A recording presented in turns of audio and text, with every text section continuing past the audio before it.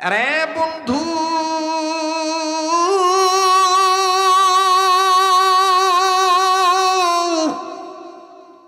ওগো পর্দানিশি মা বোনেরা, আরে যুবক ভাইরা, ও প্রবাসী বন্ধুরা, গভীর মনোযোগী হয়ে শুনবেন বন্ধু। দেখেন দিলটা নরম হয়নি ভাইজান। হাকিমুল ইসলাম কারি তৈয়ব সাহেব রহমাতুল্লাহ আলাইহি লেখেন, মা আর বাবা দুজনেই সিদ্ধান্ত নিল। মা একবার বাচ্চাটাকে চুমু দেয়, বাবাও একবার চুমু দেয়। বাচ্চা ছেলে ডাক দিয়ে বলেন, মা গো, বাবা গো, এইভাবে আমায় আদর করো কেন? মা আর বাবা দুজনেই ডাক দিয়ে বলে, বাবারি, তোমাকে আল্লাহর কাছ থেকে চেয়ে নিয়েছি, আমাদের দুজনের নিয়ত তোমাকে আলেম বানাবো। শুনেছি আলিফ লাম মিম পড়লে কবর আযাব মাফ হয়ে যাবে। ও বাবা, তোমাকে দ্বীনি শিক্ষা দেব। বাবা জাহান্নাম থেকে মুক্তি পাওয়ার চার পথের এক পথ হলো আলেমের বাবা হওয়া, আলেমের ছাত্র বানানো, আলেম হওয়া, আলেমের কথা শোনা, আলেমকে মহব্বত করা। এরে আব্বু, আমরা এই জন্যই তোমায় আদর করি, দোয়া করি আল্লাহ তোমার হায়াত বাড়াই দিক, আমরা তোমাকে মালাবি বানাবো। এইভাবে মা আর বাবা দুজনে আদর করে। বাবাজি অনেক লম্বা কথা, কিন্তু সংক্ষেপ করে দিলাম।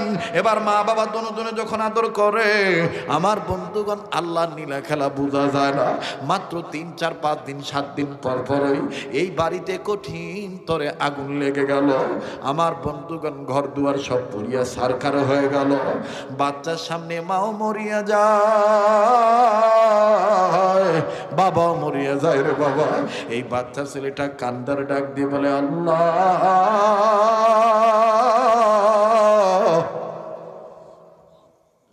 আমার মা বাবার নিয়ত ছিল আমি হাফেজে কোরআন হব, আমি কোরআন তেলাওয়াত করব। ও মেরে মাওলা, আমার মা দি কথা বলে না, আমার বাবা কথা বলে না। বাইরে দুনিয়ায় যার মা নাই, তার মতন বড় দুঃখী কিন্তু আর কেউ নাই। দুনিয়ায় যার বাবা নাই, তার মতন বড় অভাবী কিন্তু আর কেউ নাই। বাজানো আমি জানি না এই ময়দানে কার মা নাই, এই ময়দানে আমি জানি না কার বাবা নাই। একটু দিলটা নরম করিয়া দেন, এক ফোঁটা চোখের পানি দেখেন ফালাইতে পারেন কিনা। ও বন্ধু, যার মা নাই, যার বাবা নাই, তার মতন বড় দুঃখী কিন্তু আর কেউ নাই। আহারে, মার কত দাম, বাবার যে কত দাম। বাজান, যেই ছেলেটার বাবা নাই, তার মতন বড় অভাবী আর কেউ নাই। আমাদের এই সমস্ত ছোট্ট ছোট্ট দ্বীনি মাদ্রাসাগুলিতে, এই সমস্ত মাদ্রাসাগুলিতে দেখবেন অনেক এতিম বাচ্চা পাওয়া যায়। হয়তো বা কোনো ছেলে মেয়ের মা আছে, বাপ নাই, আবার কোনো ছেলে মেয়ের বাপ আছে, মা নাই।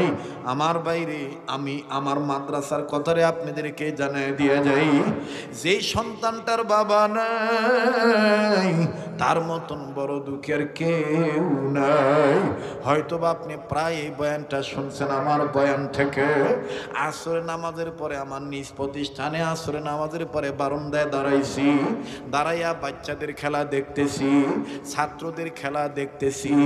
ঠিক ইন দি মিন টাইম আমার ভাইরা আর এক বাচ্চার বাবা হাতের মধ্যে কয়েকটা বিস্কিটের প্যাকেট নিয়া, বিভিন্ন ফল ফ্রুট নিয়া, আমার বন্ধুগণ গভীর মনোযোগী হইয়া যান। সন্তানের সাথে সাক্ষাতে আইছে। ও বাজান, বাপকে গেটের কাছে দেখিয়া এই বাচ্চা ছেলেটা খেলা বাদ দিয়া ছাত্রদের সহপাঠীদের ডাক দিয়া কইতেছে, আমার আব্বু আইছে,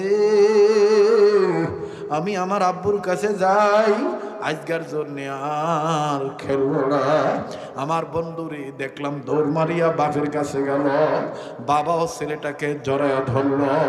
আমার বন্ধুগণ, ছেলেটাও বাপের চুমা দেয়, বাপও ছেলেটারে চুমা দেয়।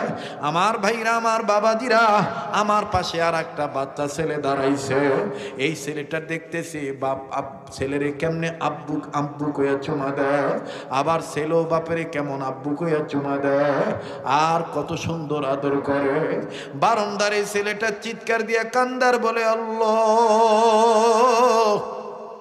আঙ্গো আব্বু কে আর আইটুরা, আমার আব্বু কি আর কোনোদিন আসবে না? আমি ছেলেটাকে কাছে নিয়ে ডাক দিয়ে বললাম, বাবা, ও বাবা, তুমি এইভাবে কাঁদো কেন? তোমার কি বাপ নাই? ছেলেটা আমার জড়ায় ধরে কয়, হুজুর, আমার বাবা ছিল, 2 মাস আগে আমার বাবা রোড অ্যাক্সিডেন্টে মারা গেছে। আজকে কান্দো কেন? কয়, হুজুর, এই ভাইয়ার আব্বার আদর দেখা আমার আব্বার কথা মনে হয়ে গেছে। আরে আমার আব্বু যদি থাকতো, আমাকে এইভাবে আমার আব্বু সুমা দিত। হুজুর, এই ভাইয়ার আব্বুর আদর দেখে আমার আব্বুর কথা মনে হয়ে গেছে।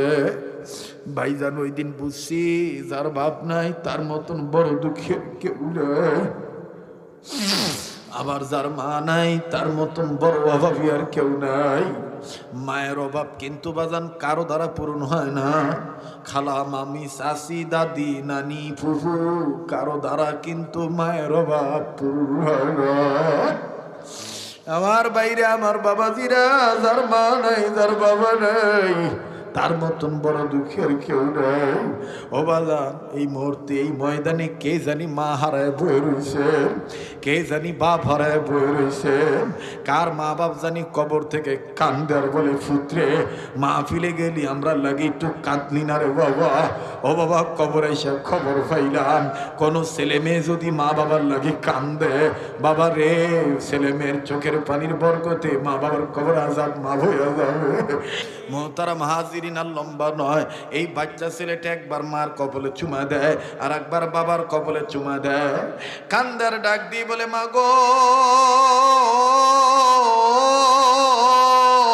তোমাদের বড় শখ ছিল, তোমাদের বড় নিয়ত ছিল আমারে আলেম বানাইবা, আমারে কোরআন শিখাইবা, কিন্তু মা হইল না। আমারে আল্লাহ বাঁচায় রাখলো, কিন্তু আমার চোখের সামনে মা তুমিও মরিয়া গেলা, বাবা তুমিও মরিয়া গেলা। এলাকার মানুষরা তড়িৎ গতিতে পোড়া মৃত ব্যক্তিকে আমার বন্ধুগণ দাফন কাফন করিয়া দিল। ও বাদান, রাত্র যখন হয়, রাত্র 8টা 9টার দিকে আমার ভাইরা, আমার বাবাজিরা, রাত্র 8টা 9টা 10টার দিকে এই বাচ্চাটা তার দাদির কাছে বলিয়া মা বাবার কবরের কাছে চলিয়া যায়। মা বাবার কবরের কাছে যাইয়া মা বাবার কবর তো পাশাপাশি একবার মায়ের কবরে চুমা দেয় আর একবার বাবার কবরে চুমা দেয়। একবার মায়ের জড়ায় ধরে, একবার বাবার জড়ায় ধরে, আর চিল্লায় চিল্লায় বলে, নিয়ত করলা, নিয়ত পুরা হইল না। তোমাদের মৃত্যুর উপরে মাদ্রাসায় ভর্তি হইতে গেছিলাম, তাও ভর্তি হইতে পারলাম না, কারণ আমার টাকা নাই, আমার পয়সা নাই। বর্তমান মাদ্রাসায় পড়তে গেলে ও মা ল্যাম্প জ্বালাইয়া পড়তে হয়। ল্যাম্প জ্বালাইতে হলে, বাতি জ্বালাইতে হলে, মশাল জ্বালাইতে হইলে তেলের প্রয়োজন। ও মা, এই তেলকে কেনে দিবে, আমারে কেউ ভর্তি করলো না। এইভাবে একবার মায়ের জড়ায় ধরে কান্দি, আবার বাবারে জড়ায় ধরে কান্দে।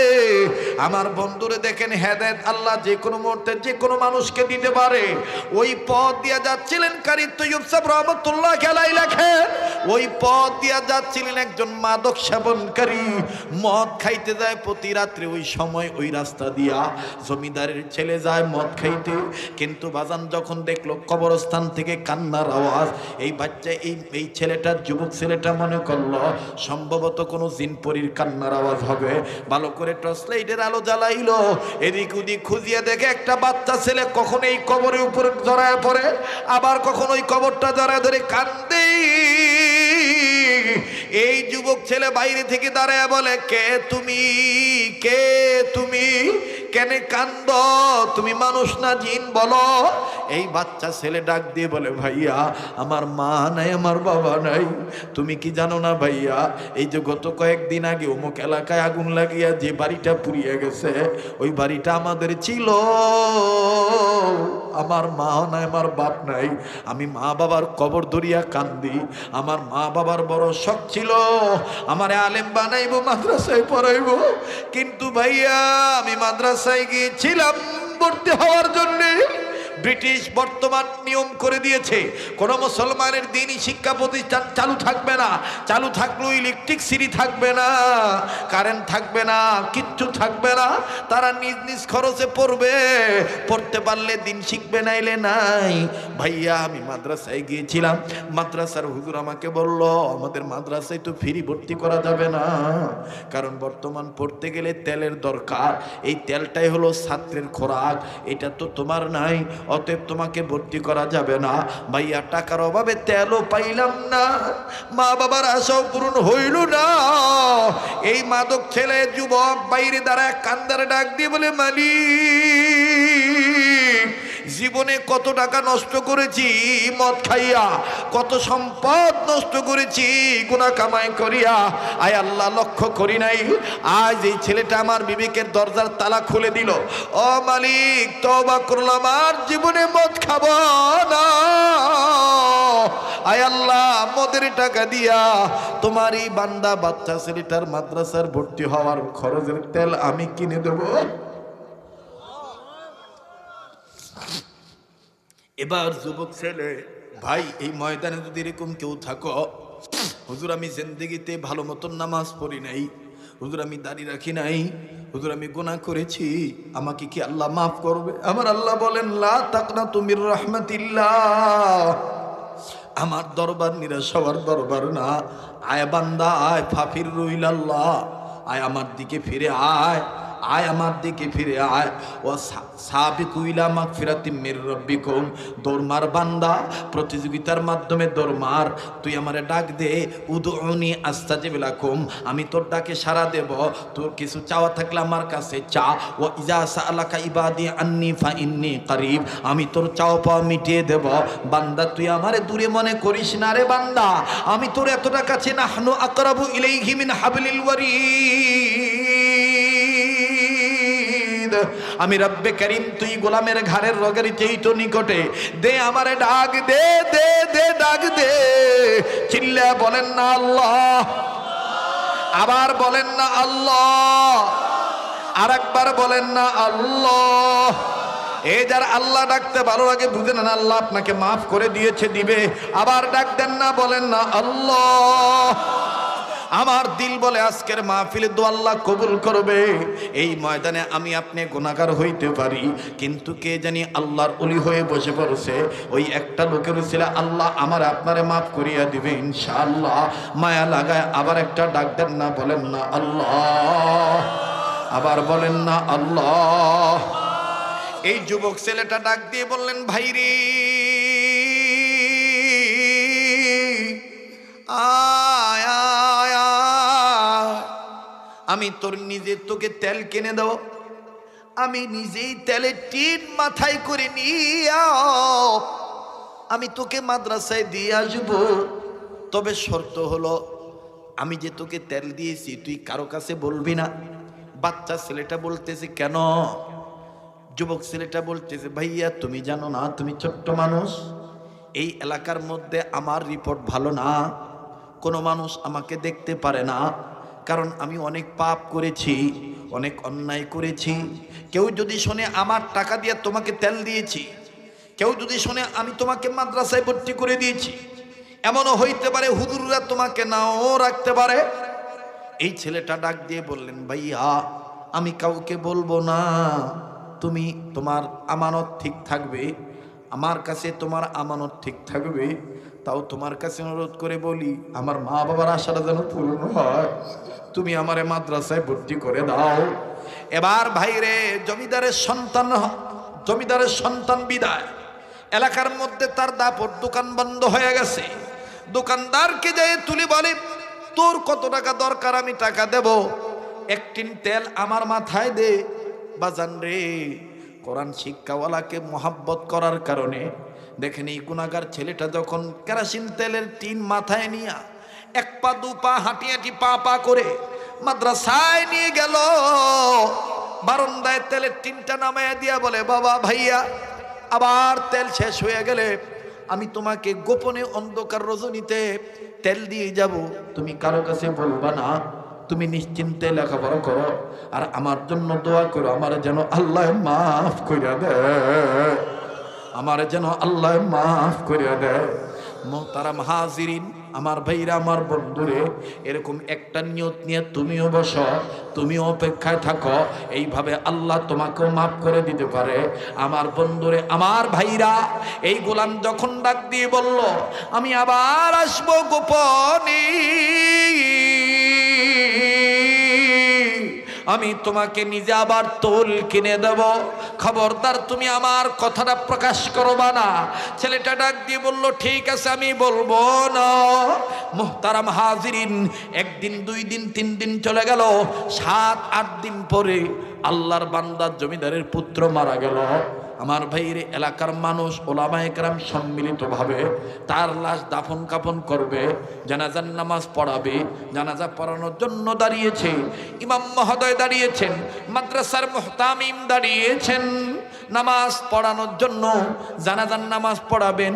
ঠিক ইন দি মিন টাইম 7 নম্বর কাতার থেকে ছোট্ট একটা বাচ্চা ছেলে কান্দার কয় আল্লাহ,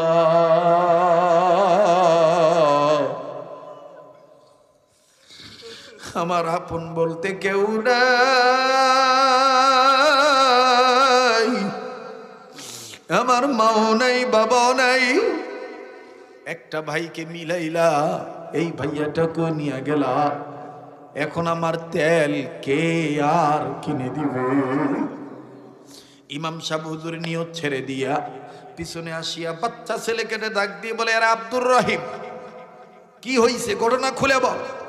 বাচ্চা ছেলেটা কান্দারে ডাক দিয়ে বলে, হুজুর, ওই যে মাদক সন্তান, যেই ছেলেটাকে আপনারা গুনাহগার মনে করেন, পাপাচার মনে করেন, পাপিষ্ঠ বান্দা মনে করেন, হুজুর আমি বলি, আপনারা জানেন আমার মা নাই, বাবা নাই, আমার মা বাপ মারা গেছে আগুনে পুড়িয়া। আর এই জমিদারের পুত্রটা আমার খবরটা জানতে পারিয়া নিজে মদ না খাইয়া, মদের টাকা দিয়া, নেশার টাকা দিয়ে আমাকে তেল কিনে দিছে মাদ্রাসায় ভর্তি হওয়ার জন্য। আমি আজকে কাঁদতেছি, আমার এই ভাইয়াটাও চলে গেল, আমারে কে তেল কিনে দিবে? ইমাম সাহেব চিৎকার দিয়ে ডাক দিয়ে বলে, রে বাচ্চা, তুমি জানো না আমার নবী বলেছেন পাপকে ঘৃণা করতে পাপীকে নয়, পাপকে ঘৃণা করতে পাপীকে নয়, পাপকে ঘৃণা করতে পাপীকে নয়। এই ছেলেটা পাপ করেছে, ওর পাপকে ঘৃণা করি, তবে এই ছেলেটা যেই কাজ করেছে আর ঘৃণা নয়। এই উসিলায় বুঝি আল্লাহ তাআলা তার গোলামকে মাফ করিয়া দিছে। আল্লাহ, আসো জানাজার নামাজ পড়ি, তোমার ব্যবস্থা আল্লাহ করবে। আরে বাবাজি, আল্লাহর বান্দাকে নিয়া এ বন্ধু ইমাম মহোদয়গণ নামাজে দাঁড়িয়ে গেলেন। জানাজা কমপ্লিট হয়ে গেল। আমার বন্ধুগণ লাশটা যখন কবরে রেখে দিল, মুহতারাম হাজিরিন, কোনো দিকে কোনো খেয়াল নাই। ওই রাত্র বেলায়, ওই রাত্র শেষ রাত্রে, আমার বন্ধুগণ, আলেম মহোদয়গণ, মাদ্রাসার হুজুরগণ, ইমাম সাহেবগণ, উপস্থিত ওলামায়ে কেরামগণ, বুজুর্গ ব্যক্তিগণ যারা ছিলেন, সবাই মিলে সম্মিলিতভাবে স্বপ্নে দেখলেন। স্বপ্নের মধ্যে দেখতেছেন আল্লাহর বান্দা জান্নাতের মধ্যে ঘুরতেছে। হুজুর রাজি গেল, এত মতখোর, এত পাপাচার, এ কেন জান্নাতে ঘোরে? জবাব আসলো, হুজুর পাপাচারী ছিল। কোরআনের পক্ষে যখন তেলের টিন মাথায় নিয়া, কোরআনের পক্ষে যখন তেলের টিন মাথায় নিয়া নবীর ঘরের দিকে গেছে হাঁটিয়া হাঁটিয়া, আমার মাওলা তারে দিছে মাফ করিয়া। আমার আল্লাহ বলেন, ইয়া আইয়ুহাল্লাযীনা আমানু কু আনফুসাকুম ওয়া আহলিকুম নারা ওয়াকুদুহান নাস ওয়াল হিজারা। ও ঈমানদার বান্দা বান্দিগণ, তোমরা নিজেরা জাহান্নামের আগুন থেকে বাঁচাও, নিজেদের অধীনে যারা আছে তাদেরকে জাহান্নামের আগুন থেকে বাঁচাও। নির্দেশ হলো আমার আল্লাহর। হাকিমুল উম্মত থানবী বলে, জাহান্নাম থেকে বাঁচার মাধ্যম হলো দ্বীনি শিক্ষা ব্যবস্থা। শামসুল হক ফরিদপুরি রহমাতুল্লাহ আলাইহি লেখেন, জাহান্নাম থেকে বাঁচার পথ হলো 4টা। নাম্বার 1 হলো আলেম হওয়া, নাম্বার 2 হলো আলেমের ছাত্র হওয়া।